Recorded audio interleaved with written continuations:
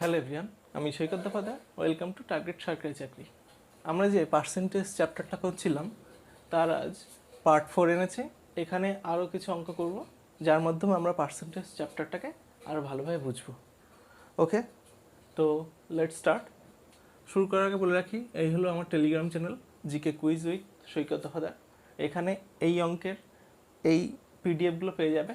আর তার সাথে এই চ্যানেলে আমি ডেইলি কারেন্ট অ্যাফেয়ার্সের কুইজ আপলোড করি। তোমরা জয়েন হও, এতে কারেন্ট অ্যাফেয়ার্স অনেক হেল্প হবে। ওকে, তো শুরু করি। আজকের প্রথম অঙ্ক অর্থাৎ 25 দাগ। এই অঙ্কগুলো আমি সুবীর দাসের বই থেকে নেই। সুবীর দাসের বইয়ের অঙ্কগুলো বাংলা ট্রান্সলেট করা, অর্থাৎ অঙ্কগুলো খুবই ভালোভাবেই দেওয়া আছে, সেই জন্য আমি এই বই থেকেই অঙ্কগুলো নিয়েছি। 25 দাগ বলছে, এক শহরের জনসংখ্যা 1,80,000। প্রতি বছর জনসংখ্যা 10% হারে বৃদ্ধি পেলে 2 বছর পর জনসংখ্যা কত হবে? তো শতকরা অঙ্ক, প্রতি বছর কত পার্সেন্ট করে বৃদ্ধি পাচ্ছে? 10%। আজকে যদি জনসংখ্যা 100 জন হয়, 1 ইয়ার বা 1 বছর পরে কত হবে? 10% ইনক্রিজ করছে, তাহলে 100 10% 10 বাড়ছে, তাহলে 110 হবে। আবার বলছে, আবার 2 বছর জন্য হয়েছে এটা, তাহলে আবার পরের বছর 10% বেড়ে গেল, 10% বাড়লো। ওকে, তো 110-এর 10% কোথায়? দেখো, 110কে আমরা কী ভাববো এখানে? 100%। তাহলে 110-এর 10% কত? 110-এর 10% কীভাবে পাবো আমি আরেকবার বলে দিচ্ছি। 100% সমান আমরা যদি 110 ধরি, তো 10% মানে কত হবে? নিশ্চয়ই 0.1 ঘর কমে যাবে, অর্থাৎ 11 হয়ে যাবে। আবার 1% মানে কত হয়ে যাবে? নিশ্চয়ই 0.1 ঘর ঢুকবে, অর্থাৎ 1.1। এইরকমভাবে আমি 5% 6% যা ইচ্ছা বের করে নিতে পারি। এইভাবে করলে মুখে মুখে করা যায়। তো দেখো, তাহলে 110-এর 10% কত হচ্ছে? অথবা এইভাবে ভাবতে পারো, আমরা যখন পার্সেন্টেজ হিসাব করি 110 ইন্টু 10/100 তো করছি।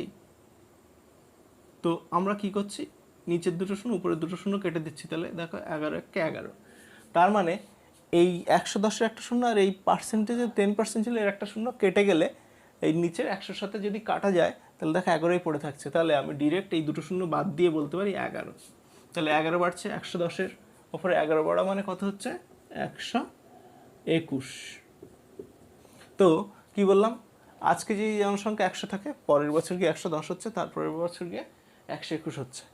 তো বলেছে আজকের জনসংখ্যা, অর্থাৎ এখন জনসংখ্যা কত? 1,80,000।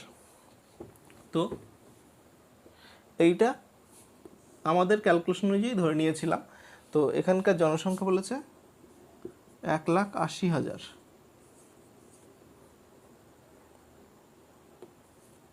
ওকে, তো কত গুণ আছে দেখি, দুটো শূন্য যদি বাদ দিই 1800 গুণে আছে। তো এখানেও কী হবে? 1800 গুণেই জনসংখ্যা হয়ে যাবে। এটা ফার্স্ট ইয়ার আর এটা সেকেন্ড ইয়ার পরে গিয়ে। তো দেখি কত হচ্ছে। 18 18 8 হাতে 1, 18 2 36, আর 37 7 হাতে 3, 18 18 18 3 21, 2178 আর পিছনে 1800 দুটো শূন্য, অর্থাৎ 2,17,800 জন জনসংখ্যা হয়ে যাবে। এই ছিল আজকের প্রথম অঙ্ক। তো নেক্সট অঙ্ক দেখি। 26 দাগ কি বলছে? একটি শহরের বর্তমান জনসংখ্যা 7,986 জন। প্রতি বছর 10% হারে বৃদ্ধি পেলে 3 বছর আগে জনসংখ্যা কত ছিল? আগের অঙ্কটা কী বলেছিল? আজকের জনসংখ্যায় 2 বছর পরে কত, আর পরের অঙ্কটা বলেছে 2 বছর পরের জনসংখ্যায়, তাহলে 2 বছর আগে কত ছিল, বা এখানে 3 বছর আগে বলেছে, 3 বছর আগে কত ছিল। তো দেখো, আমি প্রথমের জনসংখ্যা অর্থাৎ 3 বছর আগের জনসংখ্যা আমি ধরে নিচ্ছি 100। তো প্রতি বছর কত করে বাড়ছে? প্রতি বছর বলেছে 10% হারে বৃদ্ধি পাচ্ছে, আগের মতোই 10% হারে বৃদ্ধি পাচ্ছে। তো প্রথম বছর 110, দ্বিতীয় বছর কত হবে? এরও 10% হবে, তাহলে 110-এর 10% মানে আবার 11 বেড়ে গেল, অর্থাৎ 121। আবার থার্ড বছর 10% বাড়ছে। এইবার 121-এর 10% মানে কত? নিশ্চয়ই কি বলেছি, 0.1 ঘর ঢুকে যাচ্ছে, অর্থাৎ 12.1 বেড়ে যাচ্ছে। তাহলে 121 আর 12.1 যোগ করলে কত হচ্ছে? 133.1। অর্থাৎ আজকে যদি জনসংখ্যা 100 জন হয়, তাহলে এখান থেকে 3 বছর পরে গিয়ে জনসংখ্যা হয়ে যাচ্ছে 133.1। তো দেখো, এইটা আমার অঙ্কটা বলেছে আজকের জনসংখ্যায় 3 বছর আগে কত ছিল। তাহলে আজকের জনসংখ্যা আমি পেলাম 131.1। তো আজকের জনসংখ্যা আমার কোশ্চেন অনুযায়ী কত? 7,986। তো এটা দেখো, মাল্টিপল বের করবো। কীভাবে করব? এখানে অপশানগুলোর দিকে যদি তাকায়, কি আছে? 5,000, 5,500, 6,600 আর 6,000। তো দেখো, আমি যদি এর সাথে 5 দিয়ে গুণ করি, 5 1 5 আসছে না। যদি আমি 6 দিয়ে গুণ করি, দেখো তো কত হচ্ছে? 6 1 6, 3 6 18 1, হাতে 1, 3 6 18 19 9, হাতে 1, 6 1 6 আর 1 7। তাহলে এটা এসে যাচ্ছে। তাহলে একটা পয়েন্ট থেকে যাচ্ছে, তাহলে পয়েন্টটা যদি হটাতে হয়, তাহলে নিশ্চয়ই 60 দিয়ে গুণ হচ্ছে। তো এখানে যদি 60 দিয়ে গুণ হয় আজকের জনসংখ্যা অনুযায়ী, তাহলে 3 বছর আগে, আমি রিভার্সে আসছি, 3 বছর আগে জনসংখ্যা কত হবে? এটাও নিশ্চয়ই 60 দিয়ে গুণই হবে। তাহলে এটা হয়ে যাচ্ছে 6,000। তো 3 বছর আগে জনসংখ্যা ছিল 6,000 জন। ওকে, এই অঙ্কগুলো কি হয়? এই অঙ্কগুলো আমরা এরপরে যখন চক্রবৃদ্ধি সুদের অঙ্ক করব, তখন আমরা চক্রবৃদ্ধি সুদের ফর্মুলায় ফেলে দিতে পারি, অথবা এইভাবেও করতে পারি। আমরা যেহেতু পার্সেন্টেজ চ্যাপ্টারটা পড়ছি, শিখছি, সেই জন্য আমরা এটা পার্সেন্টেজ দিয়েই করলাম। নইলে চক্রবৃদ্ধি সুদের ফর্মুলাতে ফেললে একেবারে সূত্রে এসে যায়। ওকে, তো নেক্সট অঙ্ক দেখব। 27 দাগ কী বলছে? একটি গ্রন্থাগারে বইয়ের 40% ইংরেজি, বাকি বইয়ের 40% হিন্দি এবং বাকি বই উড়িয়া। যদি হিন্দি বইয়ের সংখ্যা 4,800 হয়, তবে মোট বইয়ের সংখ্যা কত? আমার প্রশ্নটা এই বলেছে। তো দেখো, আমি যদি প্রথমে মোট বই, টোটাল বুক 100 ধরে নিলাম। টোটাল বুক কত? 100। এর কি বলেছে? এর 40% বলেছে আমার ইংরেজি বই আছে। তো দেখি, 40% যদি ইংলিশ বুক হয়, তাহলে 40টা বই। বাকি বই কতটা? নিশ্চয়ই 60%। তো বাকি বই অর্থাৎ 60টা বই। এইবার কি বলেছে? এই বইয়ের 40% আবার হিন্দি বই। এই বইয়ের বাকি বইগুলো আছে, তার আবার হিন্দি বই কত? 40%। তো 60-এর 40% কীভাবে হিসাব করব? হয় কি করতে পারি, 60কে যদি 100% ধরি, তাহলে 10% কত? 6, তার 40% 4 গুণ, অথবা কি বলেছে এখানে দেখো একটা শূন্য আছে, তাহলে 4 4 24টা বই। তাহলে হিন্দি বই 24টা। আর বাকি যা বই আছে আছে, কারণ আমার ওই পার্টটা দরকার নেই। কেন? কারণ আমার হিন্দি বইয়ের সংখ্যা বলে দিয়েছে 4,800। তা আমার এখানে বেরিয়েছে 24, 100 ধরে, আর কোশ্চেনে দেওয়া আছে 4,800। তাহলে বুঝতেই পারছ কত গুণ আছে? 24 2 48, অর্থাৎ 2, পিছনে 2টো শূন্য, 200 গুণ আছে। টোটাল বুক ছিল কত? 100টা। তাহলে টোটাল বুক বের করছি 100টা। তাহলে এটাও কি হবে? নিশ্চয়ই 200 গুণেই থাকবে, যেহেতু এটা 200 গুণে আছে, তাহলে এটাও 200 গুণে, অর্থাৎ 4টে শূন্য, মানে 20,000 বই। ওকে, এই প্রশ্নটা কিন্তু রেলে এসেছিল। 28 দাগের অঙ্কটা কালকের একটা টাইপের অঙ্কের মতো। দেখো কি বলছে, কোনো দ্রব্যের মূল্য 15% বৃদ্ধি পেলে দ্রব্যটির বিক্রয় 20% কমে গেল। এর ফলে বিক্রয়ে কী প্রভাব পড়বে আমার জানতে চেয়েছে। তো বিক্রি কত পার্সেন্ট বেড়েছে? 15%। আর মূল্য বেড়েছে, এটা হচ্ছে কস্ট প্রাইস, বা প্রাইস বেড়েছে 15%। আর বলেছে বিক্রয় কমে গেছে, সেলিং কমে গেছে 20%। তাহলে এফেক্ট কী পড়বে? আমরা কি জানি? প্রাইস এখানে বেড়েছে এবং সেলিং কমেছে, এফেক্ট কী পড়বে?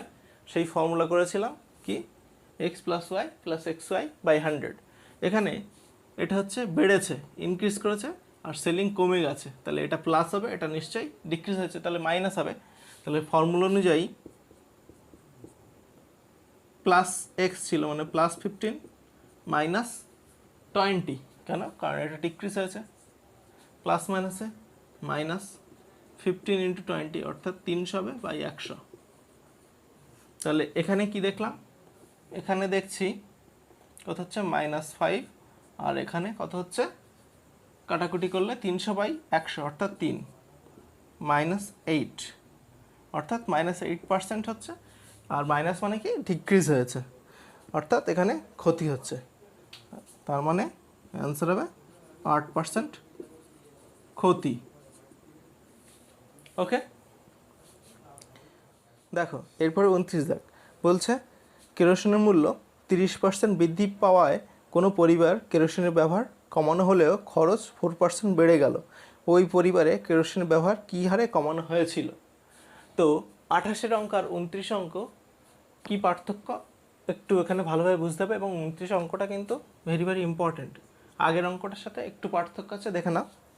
বলছে কেরোসিনের মূল্য বৃদ্ধি পেয়েছে, প্রাইস ইনক্রিজ করে গেছে, এর ফলে ওদের ইউজেস বা ব্যবহার এটা কমে গেছে। তো এর ফলেও কি হয়েছে, এদের খরচটা অর্থাৎ এফেক্ট, যে এক্সপেন্ডিচারের এফেক্ট, সেটা কিন্তু আলটিমেট বেড়েই গেছে। তো আমার কি জানতে চেয়েছে, বলছে এই ইউজেস কত কমানো হয়েছিল সেটা জানতে চেয়েছে। তো এখানে দেখো কেরোসিনের প্রাইস 30% বেড়ে গেছে, দাম 30% বৃদ্ধি পেয়েছে, এর ফলে ইউজেস কমিয়ে ফেলেছে ওই পরিবার। কিন্তু এফেক্ট কি দেখা যাচ্ছে, এফেক্ট যে এক্সপেন্ডিচার সেটা কিন্তু বেড়েই গেল, অর্থাৎ 4% ইনক্রিজ করে গেছে এখানে। তো এইটা আমার জানা নেই, আমি কি ধরেছিলাম এটা এক্স এটা ওয়াই হলে দুটো মিলে x plus y plus x y by 100, তাহলে এইটা আমার জানা নেই, সেই জন্য আমরা এটা ওয়াই ধরে নিচ্ছি আমাদের ক্যালকুলেশনের সুবিধার জন্য। এক্সও ধরতে পারতাম, কোনো সমস্যা নেই। তো দেখো প্রাইস বেড়েছে অর্থাৎ +30, ইউজেস কমেছে অর্থাৎ -y। তো এবার কি হচ্ছে প্লাস মাইনাসে মাইনাস এক্স ওয়াই অর্থাৎ 30 into y by 100 equal to কী হচ্ছে, এফেক্ট কার ওপর পড়েছে, দামের উপরে, অর্থাৎ আলটিমেট এফেক্ট হয়েছে 4% বেড়ে গেছে, সেই জন্য +4। তো এখান থেকে ওয়াইটা বেরোলে আমার ইউজেস কত কমিয়েছে আমরা বের করতে পারবো। তো এখান থেকে ক্যালকুলেশন যদি করি, এটা কেটে যাচ্ছে, +30টা ওইদিকে পাঠালে -30 হয়ে যাচ্ছে, অর্থাৎ -y -3y by 10 equal two হচ্ছে -26। এখান থেকে যদি ক্যালকুলেশন করি -13y by 10 equal to -26, minus minus আগেই উড়িয়ে দিলাম। ওকে, 13 দিয়ে যদি 26 কাটি 2 হচ্ছে, অর্থাৎ ওয়াই ইকুয়াল টু কত বেরোচ্ছে, ওয়াই ইকুয়াল টু বেরিয়ে যাচ্ছে 20, অর্থাৎ 20% ইউজেস কমানো হয়েছিল। তো ইউজেস কত কমানো হয়েছিল, 20%। আগের অঙ্কটার সাথে এই অঙ্কটার পার্থক্য কী বললাম তাহলে, আগের অঙ্কটা প্রাইস এবং এইটা দিয়ে দিয়েছিল, তার ফলে আমরা এফেক্ট বের করেছিলাম দুটোর মিলে কি এফেক্ট হচ্ছে। কিন্তু এখানে কি বলেছে, এখানে প্রাইস দিয়ে দিয়েছে, ইউজেস দেয়নি, কিন্তু আলটিমেট যে এফেক্টটা পড়ছে এক্সপেন্ডিচার উপর সেইটা দিয়ে দিয়েছে। তাহলে আমার বের করতে হচ্ছে এখানে ইউজেস পার্টটা। ওকে, তাহলে ওয়াই পার্টটা যেটা আমরা সূত্রে পড়েছিলাম x plus y plus x y by 100, সেই ওয়াই পার্টটা, কোনো অঙ্কে থাকে এক্স পার্টটা বের করতে হতে পারে। ঠিক আছে, এই অঙ্কটা একটু মাথায় রেখো, এই ধরনের অঙ্ক কিন্তু পরীক্ষায় এখন ভালোই আসছে। ওকে, এরপরে দেখব 30 দাগ। 30 দাগ অঙ্কটা ভালো অঙ্ক, কি বলেছে একটু দেখি। বলছে এক ব্যক্তি তার বেতনের 5% কর দেওয়ার পর বাকি টাকার 95% খরচ করেন, তার হাতে 114 টাকা থাকলে মোট বেতন কত টাকা? তো দেখো প্রথমে কি বলেছে, 5% খরচ করছেন, কর দিচ্ছেন, কর দেওয়ার পরে 95% খরচ করে ফেলছেন। তো আমরা 5%-এর কনসেপ্ট দিয়ে অঙ্কটা করছি। দেখো পার্সেন্টেজের কনসেপ্ট কি বলেছিলাম, 5% মানে 120, অর্থাৎ 20 টাকা ইনকাম হলে ট্যাক্স দিচ্ছেন কত, 1 টাকা। এই যে 5% ট্যাক্স, অর্থাৎ 1/20, 20 টাকা ইনকাম হলে 1 টাকা কী হচ্ছে, ট্যাক্সে যাচ্ছে। তো ওনার হাতে এখন কত আছে, ইন হ্যান্ড হাতে আছে আর 19 টাকা।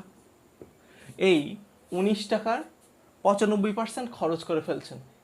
তাহলে তার হাতে মানে সঞ্চয়ের ক্ষেত্রে কত থাকছে, নিশ্চয়ই 5%। 95% যদি খরচ করে ফেলেন কোনো ব্যক্তি, তাহলে নিশ্চয়ই হাতে থাকছে 5%। তাহলে ওই ব্যক্তির 19 টাকা যদি ইন হ্যান্ড থাকে, তার আবার 5% সঞ্চয় করছেন। 5% অর্থাৎ 5/100। ওই ব্যক্তির ইনকাম কত ধরেছে আমি, 20। তাহলে আমার নিশ্চয়ই এই 20 টাকা সমান কত বের করলেই আমরা পেয়ে যাব।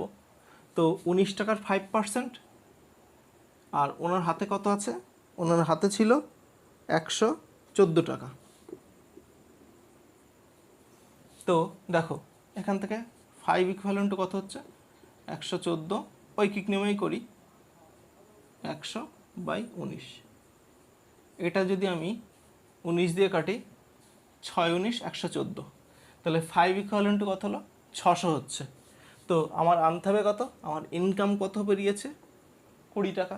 মানে আমার ক্যালকুলেশন অনুযায়ী তো আমার এটা 20 টাকায় আনতে হবে, অর্থাৎ 4 গুণে 20 টাকা ইনকাম আমার ক্যালকুলেশন অনুযায়ী।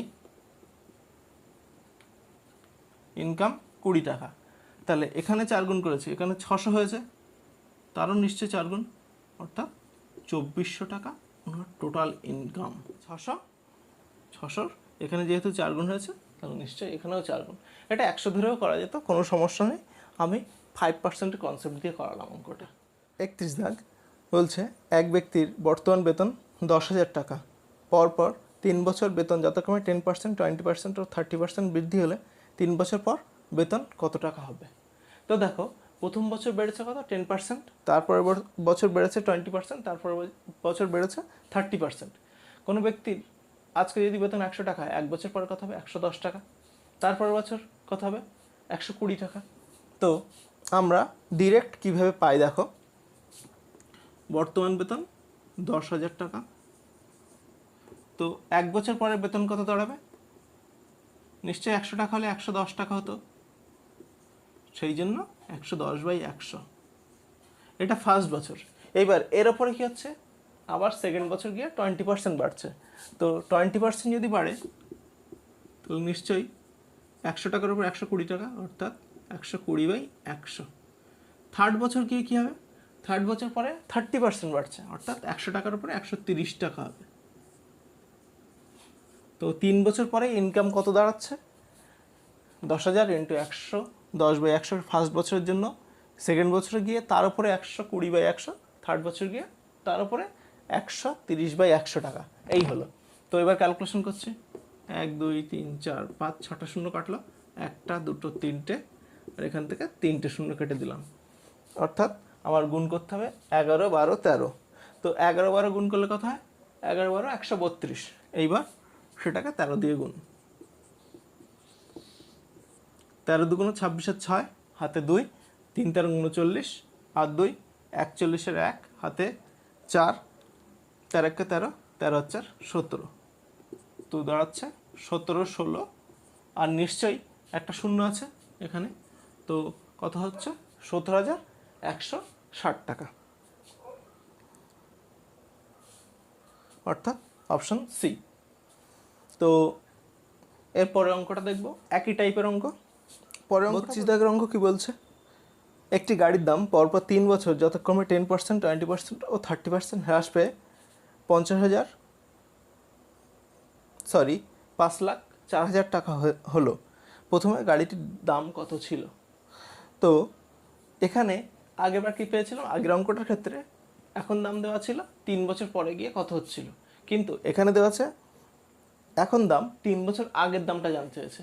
তো 3 বছর আগের দামটা আমার জানা নেই, সেই জন্য আমরা ধরে নিলাম এক্স টাকা, 3 বছর আগেই ছিল।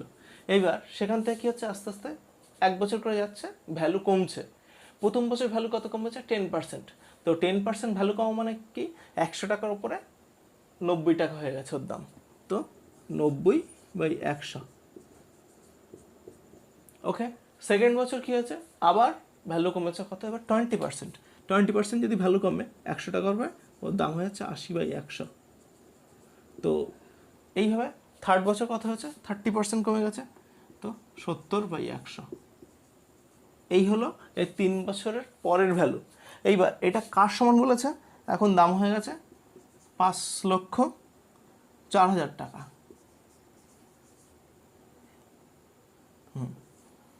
তো এবার ক্যালকুলেশনটা দেখি। তো 0 0 আগে কেটে দিই, 1 2 3, নিচে থেকে 3টে শূন্য কেটে দিলাম, এখানে এখনও 1000 পড়ে আছে। তো একেবারে আমি ক্যালকুলেশনটা এক সাইডে নিয়ে যাচ্ছি, 504, 3টে শূন্য আছে,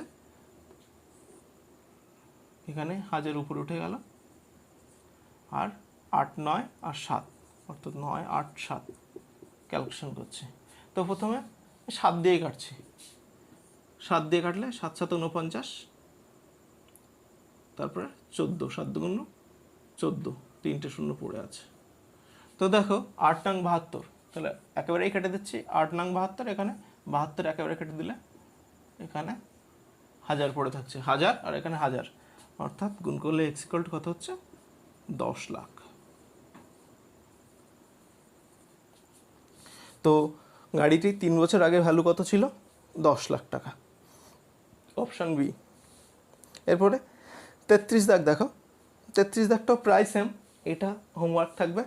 এটার অ্যান্সারটা অপশান কত, কোন অপশানটা হচ্ছে বা অ্যান্সারটা কত হচ্ছে, এটা আমাকে কমেন্ট বক্সে বলবে। ওকে, 33 দাগ বলছে একটি শহরের লোক সংখ্যা পরপর 3 বছর যথাক্রমে 2%, 4% ও 6% কমে গেল। প্রাথমিক লোক সংখ্যা 1,25,000 হলে 3 বছর পর লোক সংখ্যা কত হবে? 3 বছর কমেছে কত হারে? 2%, 4% ও 6% হারে। এখন বর্তমান 1,25,000 জনসংখ্যা আছে, তো 3 বছর পরে জনসংখ্যা কত হবে? এটা অ্যান্সারটা আমাকে কমেন্ট বক্সে বলো। ওকে, তো 34 দাগ আজকে লাস্ট অঙ্ক বলছে নিলাম তার বেতনের 20% ভাড়া দেওয়ার পর বাকি টাকা 70% সংসারে খরচ করেন। তার সঞ্চয় 3,600 টাকা হলে বেতন কত টাকা? তো কি বলছে, প্রথমে 20% তার ভাড়া দিতে চলে যাচ্ছে, তারপর বাকি টাকা 70% সংসার খরচের জন্য ব্যবহার করে ফেলছেন, তাহলে এবং সঞ্চয় বলছে 3,600 টাকা। জানতে চেয়েছে বেতন কত। একই রকমভাবে 100 ধরেই করি। তো ইনকাম ধরলাম 100 টাকা। তো কি বলেছে, ইনকামের 20% ভাড়া দিতে চলে যাচ্ছে, 20% মানে নিশ্চয়ই 20 টাকা। তো বাকি টাকা মানে কি 80%, অর্থাৎ 80 টাকা ওনার হাতে থাকছে। আর এখন ইন হ্যান্ড 80 টাকা আছে, বলছে এর 70% কী করছেন, 70% সংসার খরচে চলে যাচ্ছেন। তো 70% গেল, তাহলে বাকি টাকা কত, নিশ্চয়ই 30%। এইটা কী করছে, এটা যদি সংসার খরচে চলে যায় 56 টাকা, এটা না বের করলেও অসুবিধা নেই। দেখো সঞ্চয় করছে কত টাকা, দেখো 80 টাকার 30%, 80 টাকার 30% ডিরেক্ট বলতে হবে 3 8 24 টাকা।